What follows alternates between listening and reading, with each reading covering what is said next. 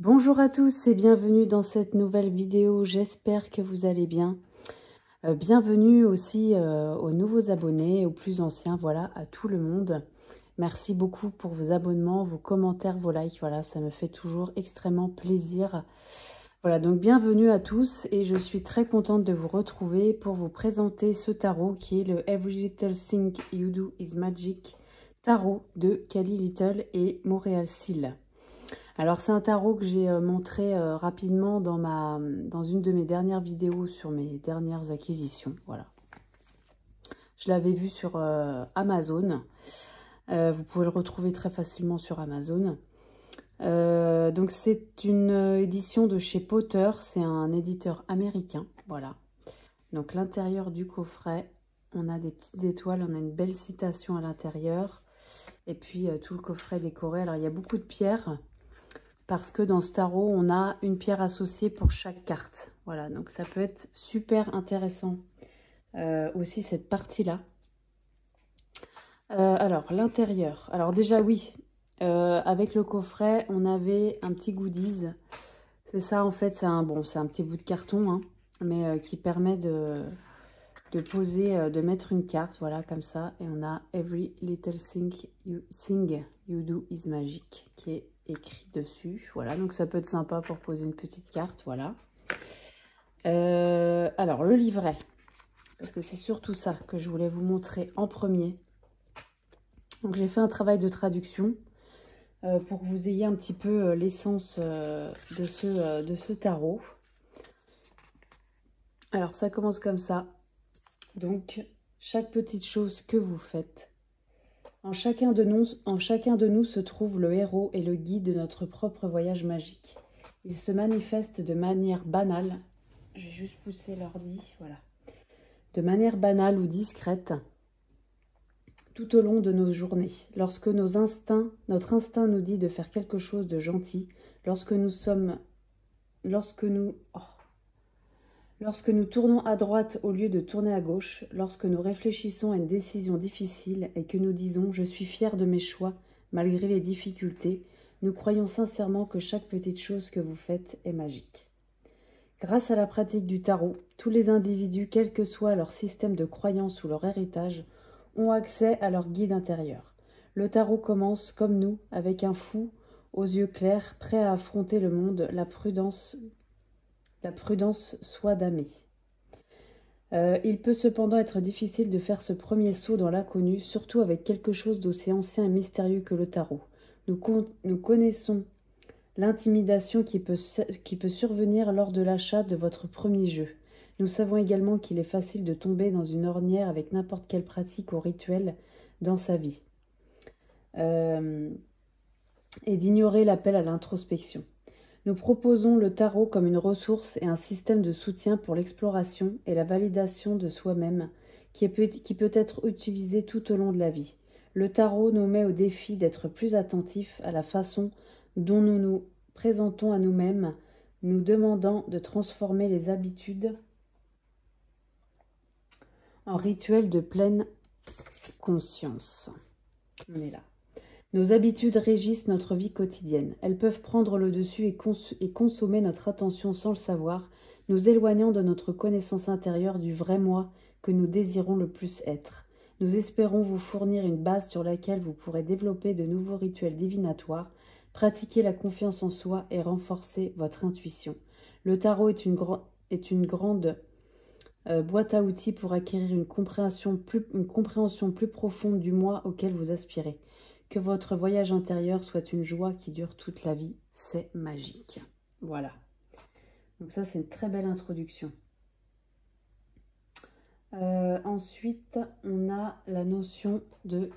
alors, c'est traduit par symbologie en français. Je ne sais pas si c'est vraiment ça. La symbologie est le langage visuel du tarot. Le symbolisme se retrouve partout. Des animaux qui croisent notre chemin à ce que nous voyons dans nos rêves et même dans les logos sur nos vêtements. Dans le tourbillon de la vie quotidienne, nous voyons la plupart des choses comme des événements plutôt ordinaires. Mais lorsque nous prêtons attention à ce qui se passe autour de nous, en examinant nos expériences et nos connexions personnelles, nous pouvons voir le symbolisme comme quelque chose de très commun. Nous devons nous intéresser au monde qui nous entoure. Ces banalités peuvent toutes se transformer en quelque chose de plus magique. Lorsque vous lisez le tarot, quel que soit le jeu que vous utilisez, lorsque vous l'utiliserez, vous verrez de nombreux symboles. Certains peuvent être des symboles universels qui sont facilement identifiables, avec une compréhension similaire dans tous les domaines.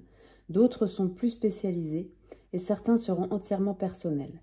Dans l'un des jeux préférés de Kali, donc l'illustratrice je crois, par exemple le Lyonès Oracle Tarot d'Alejandra Luisa León, les roses, l'espace et les grands félins sont des thèmes récurrents.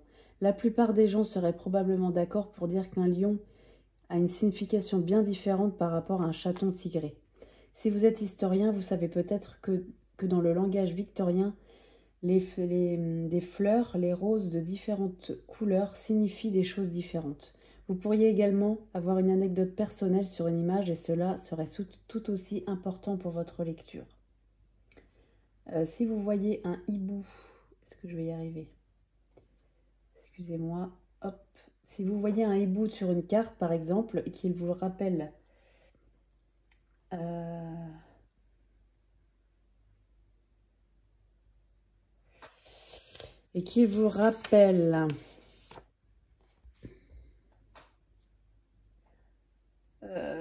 oh, qu'est-ce que j'ai fait?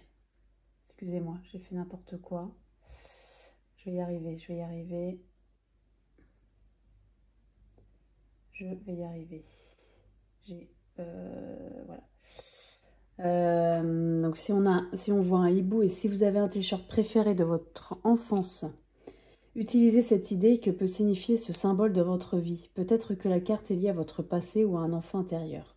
Peut-être fait-elle allusion à la nostalgie ou à quelque chose d'aussi simple que les vêtements que vous portez actuellement. L'un des jeux préférés de Moorea, The Wild Unknown de Kim Krans, qu'on connaît tous, les illustrations noir et blanc contrastent avec des arcs-en-ciel saturés et audacieux. Ces deux spectres de couleurs racontent une histoire qui leur est propre.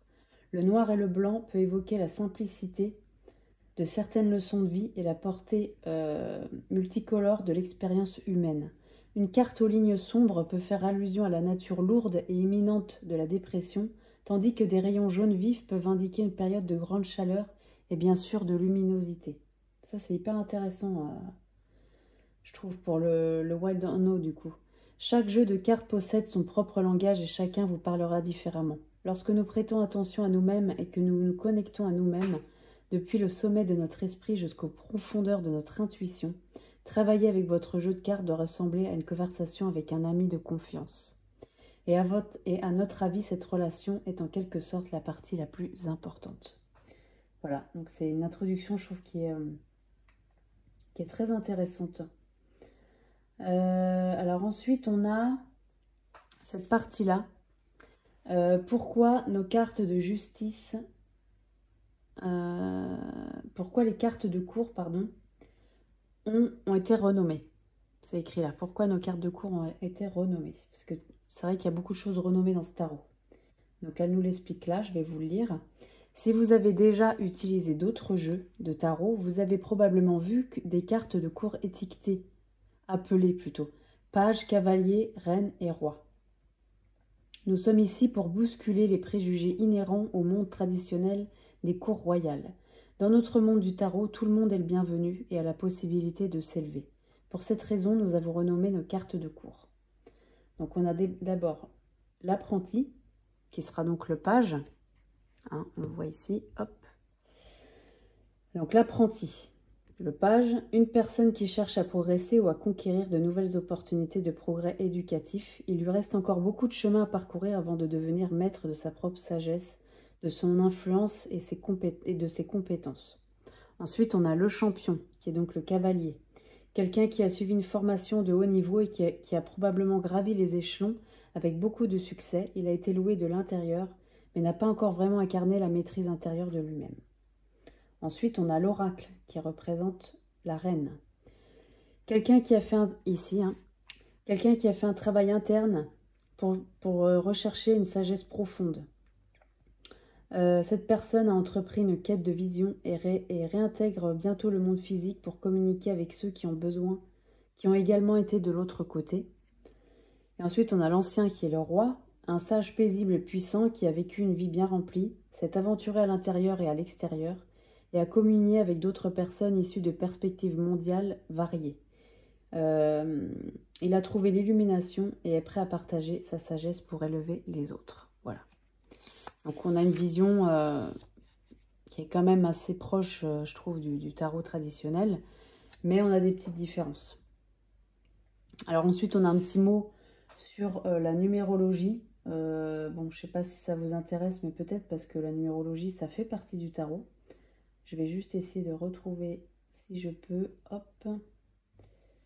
Voilà, ça doit être ici, je pense.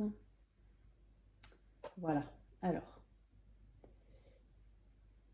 Les nombres font allusion à l'esprit qui se cache derrière une carte, en abordant des thèmes plus vastes, au-delà de notre expérience individuelle, ce qui en fait un élément important de toute lecture de tarot. Alors que l'intuition informe notre interprétation personnelle de chaque carte, la numérologie fournit des instructions distinctes sur la façon de se connecter au tarot. C'est vrai aussi. Oups, pardon, je bute dans le trépied, bravo, voilà, hop.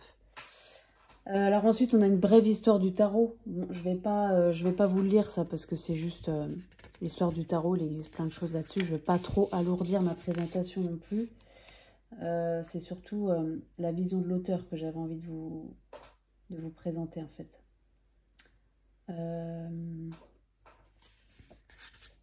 Donc là, on a... Alors oui, voilà. Donc tirage de cartes et étalage. Étalement plutôt. L'intuition n'est pas une force mystique et intouchable réservée aux penseurs les plus magiques. C'est la connaissance subconsciente qui relie des points que nous ne remarquons pas à un niveau superficiel. Elle fonctionne souvent indépendamment de notre esprit conscient. Le tarot nous demande d'associer cette connaissance intérieure à son propre langage. Parlez avec vos cartes en utilisant ces tirages suggérés et portez une attention particulière à ce que vous remarquez. Donc, sagesse quotidienne. Toucher vos cartes chaque jour vous aidera à construire une relation avec la pratique du tarot, votre intuition et votre dévotion. Gardez un jeu à votre chevet, sur votre bureau ou dans la boîte à gants de votre voiture. Lorsque vous tirez une carte de sagesse quotidienne, ouvrez-vous à tout ce que votre jeu a à offrir. Si vous vous sentez confus, déconnecté ou avez besoin de clarté sur le message, pensez à tirer une deuxième carte. Voilà, et ensuite... Je vais y arriver aussi, hein, voilà. Appel au mentorat. Alors, lorsque vous avez besoin d'une lumière qui vous guide, mélangez votre jeu et imaginez un espace vide que de l'énergie nouvelle peut combler. Vous pouvez imaginer une personne dont les traits sont flous ou un vase occupé par un concept abstrait. Tirez une carte et pendant que vous lisez sa description, imaginez remplir cet espace vide avec votre interprétation. Laissez cette visualisation prendre la forme d'un mentor imaginaire et considérez ce guide tout au long de votre journée. C'est intéressant aussi. Thème, message, guide. Essayez ce tirage de 3 cartes créé par la sorcière américaine Amanda Yates Garcia. Si vous ne savez pas quoi demander mais que vous souhaitez vous ouvrir à la sagesse de l'univers. La première carte, le thème, illustre le contexte de votre lecture. La deuxième, le message, c'est la leçon qui cherche à être comprise et mise en pratique. Enfin, le guide et l'énergie que vous pouvez mobiliser pour accomplir ce qui doit être fait. C'est peut-être l'ingrédient qui manquait depuis le début. Voilà. Et puis ensuite, on passe aux arcades majeures. Voilà, je ne veux pas non plus que ce soit trop long pour vous, mais je voulais vous traduire des choses quand même. Hop, je vais y arriver. Voilà, donc on a les interprétations de cartes dans le livret. Donc bon, voilà, j'ai traduit pour la première carte, la carte du fou. Donc vous voyez, on a un texte. Voilà, on a la signification renversée ici. Ensuite, on a une pierre associée à chaque carte. Donc, par exemple, là, c'est le quartz clair. Alors, le quartz, comment? Cristal de roche, je dirais peut-être, en traduction. Qu'est-ce que j'ai marqué d'ailleurs? Quartz clair. Voilà, tout simplement. Je connais pas. Donc, il y a peut-être des... Alors, moi, personnellement, moi, j'ai pas toutes les pierres qu'il y a dans le livret. Hein. Pas du tout. Par contre, j'en ai quand même quelques-unes. Et quand je tombe sur une carte où j'ai la pierre, c'est intéressant de la garder avec soi à ce moment-là pour vraiment faire s'imprégner le message. Ça, par contre, je trouve ça intéressant. Si on l'a pas, on l'a pas. On va pas acheter juste la pierre, juste par le livret, hein. C'est pas la peine. Mais si vous en avez quelques-unes, ça peut être intéressant de la prendre quand vous tombez sur une carte qui est associée à cette pierre. Donc voilà, on a une pierre, on a une chanson, toujours. Ça peut être très intéressant aussi pour un petit peu vraiment prendre la vibe quelque part de la carte selon l'auteur. Et puis on a une odeur. Voilà, donc là on a par exemple, qu'est-ce que c'est marqué là? Je vais vous lire après. Un herbe. Oh, j'ai tout... Ah, évidemment, j'ai tout quitté. Hop, voilà. C'est herbe fraîchement coupée. Voilà, et livre neuf. Donc c'est plutôt... Voilà, on peut, même si on ne sent pas l'odeur directement, on peut se l'imaginer en fait. Et je trouve ça intéressant aussi. Ça fait une interprétation sensitive un peu, voilà, de la carte. Alors là, par exemple, pour le fou.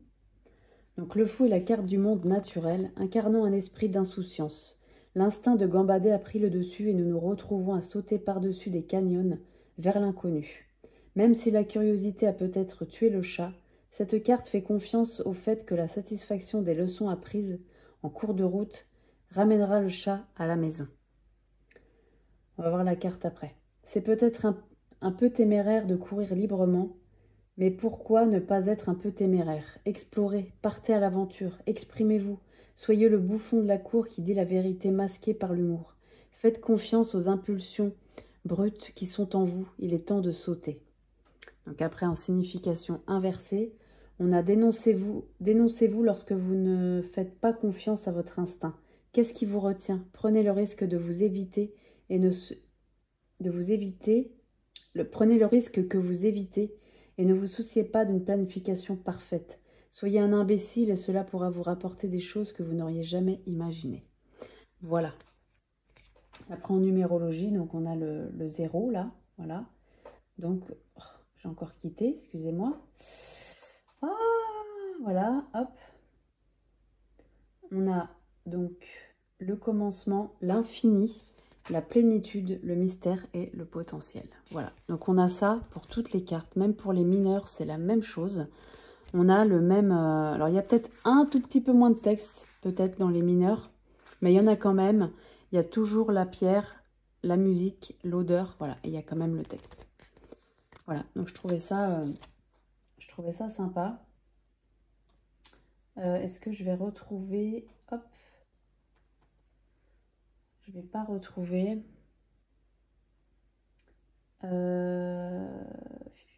parce qu'il y avait juste le mot de remerciement à la fin que je voulais vous lire, mais je ne sais pas si je vais... Ça, c'est la première. Ok. Excusez-moi. Hein. J'essaye de retrouver ça rapidement. Je vais y arriver. Hop, voilà. Donc là, c'est la carte du fou. Voilà.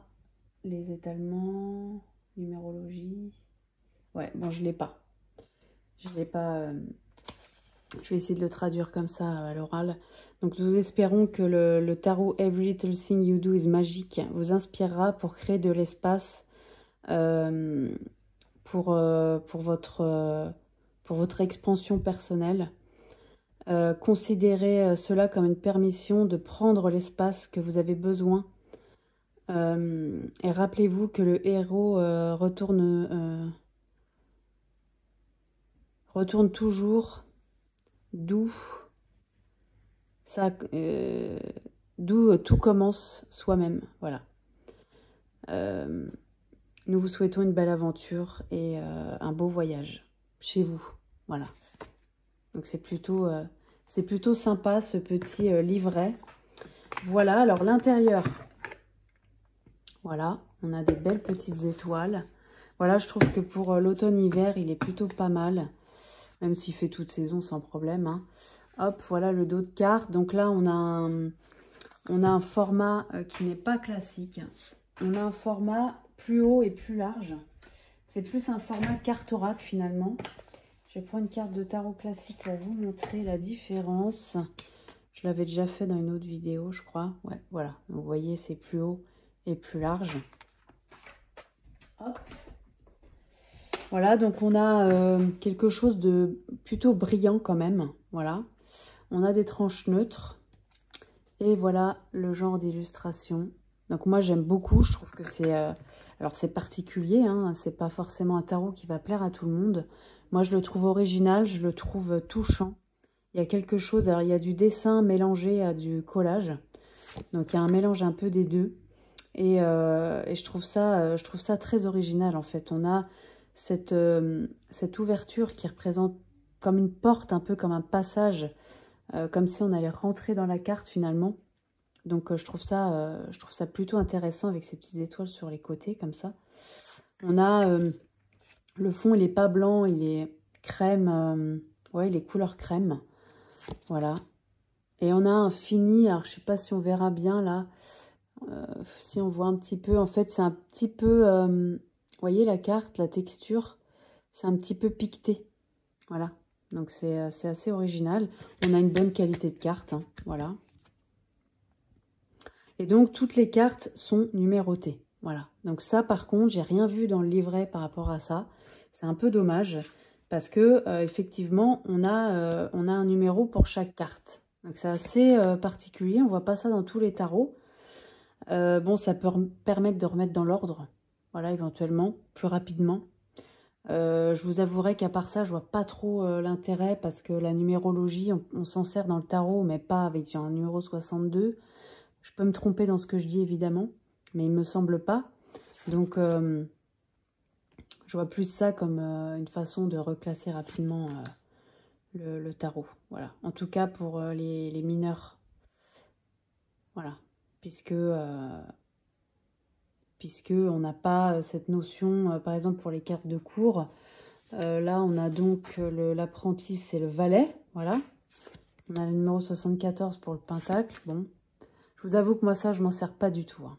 Voilà, je ne sais pas s'il y a des personnes... Pour les arcanes majeures, c'est autre chose. Mais pour les mineurs, à part les as de 1 à 10, comme on connaît, mais pour les cartes de cours, après, bon. Voilà, bon, après, je vous le dis parce que les numéros, ils sont là.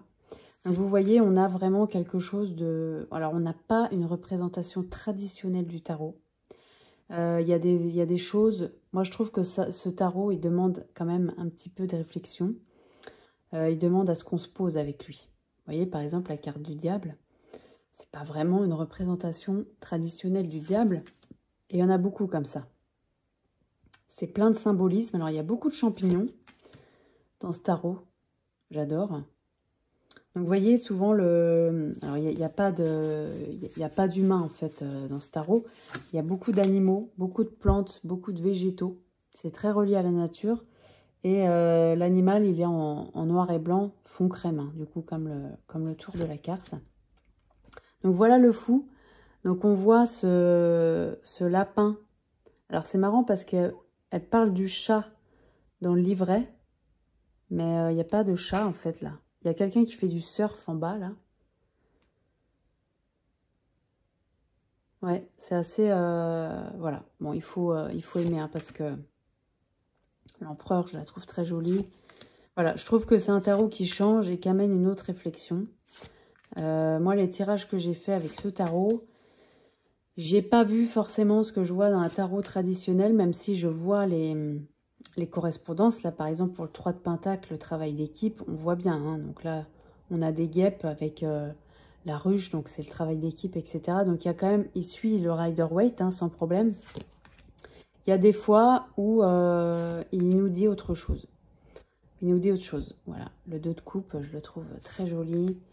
Alors, le 10 d'épée, il est assez... parce que ce petit fond, il est tellement mignon. Voilà, l'ermite. Vous voyez, ça suit quand même très bien le Rider-Waite. Mais il y a une autre vision encore. Il y a encore autre chose, je trouve. Voilà, pour le 3 de bâton, le fait d'élargir ses horizons, etc. avec ses outils. Vous voyez, ça donne autre chose. Les amoureux, très très joli aussi. Donc là, on est sur la reine de bâton. Le 4 de bâton. Non, non, c'est très... Le 3 de coupe aussi, c'est assez original, je trouve. Hein. Voilà, on a... Il n'y a pas de représentation de personne, mais on voit bien qu'il y a de l'abondance et qu'il y a de la joie. Voilà, les yeux, ils sont bien ouverts à l'intérieur. Il y a une espèce de soleil autour. Que le 5 de coupe, c'est encore autre chose. Là, on voit que l'œil, il pleure. Il y a du regret, il y a des choses comme ça. Il y a de l'eau qui est assez agitée en dessous aussi. L'as de bâton, elle est très jolie. Voilà. Donc, vous voyez, il y a un mélange un peu des styles. Le 4 d'épée, hein, le fait de se reposer aussi. Le magicien, elle est trop mignonne. Avec les éléments. Voilà, les 4 éléments, là. Petit raton laveur, trop mignon. La reine de pentacle. Donc là, on voit quand même qu'il y a... ça fait un peu comme la reine de la ruche, hein, qui est assez... comment dire... on n'a pas quelqu'un de maigre, hein, au contraire. Donc c'est plutôt quelque chose d'abondant. Voilà, c'est abondant. Avec ce miel qui coule derrière. Voilà, l'étoile aussi, elle est très originale. Le 9 de pentacle. Très original aussi, j'aime beaucoup. La tour. La force. Oh, elle est super belle celle-là. 4 de coupe. Le valet de coupe avec un petit veau. Le pendu avec ce homard. Il faudrait que j'aille voir ça. Je ne l'ai pas encore tiré cette carte-là. Il faudrait que j'aille voir dans le livret en fait ce que ça nous dit. Le 8 de pentacle. Voilà, la productivité, hein, avec les castors, c'est plutôt bien représenté. Le valet d'épée, avec cette fourmi. Petit mais costaud. Le 9 de bâton. Le soleil. Oh là, elle est super belle aussi celle-là. Cette licorne avec ce coucher de soleil, toutes ces fleurs, ces tournesols. On retrouve bien les tournesols. Le 8 de coupe. C'est représenté d'une façon un petit peu plus particulière que dans le tarot traditionnel. On a quand même cet esprit de faire son chemin personnel. Donc peut-être de laisser partir des choses. Hein. On a ce paquet de lettres et puis on a des yeux qui pleurent derrière avec cette montagne. Voilà, ça nous... Il y a matière à réflexion en fait, hein, avec ce jeu. La mort. On a cette route, hein, quand même derrière qui nous permet de partir vers quelque chose de nouveau. L'impératrice. Très très jolie. On a le cavalier d'épée. L'as de coupe. C'est original. Très original. Le 9 d'épée, hein, l'insomnie. C'est plutôt rigolo, je trouve. Enfin, rigolo. Il y a un côté un peu humoristique, je trouve, là-dedans, dans cette carte. Le 7 de pentacle. Le cavalier de pentacle. Le 10 de coupe. Avec ses renards, je trouve ça... on retrouve bien l'arc-en-ciel derrière. Donc, il y a quand même des choses reconnaissables aussi. Le jugement.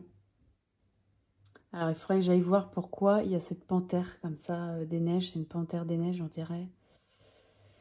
Ou je sais plus... attendez, je vais essayer de voir si je vois pas... est-ce qu'on nous dit qu'est-ce que c'est comme animal?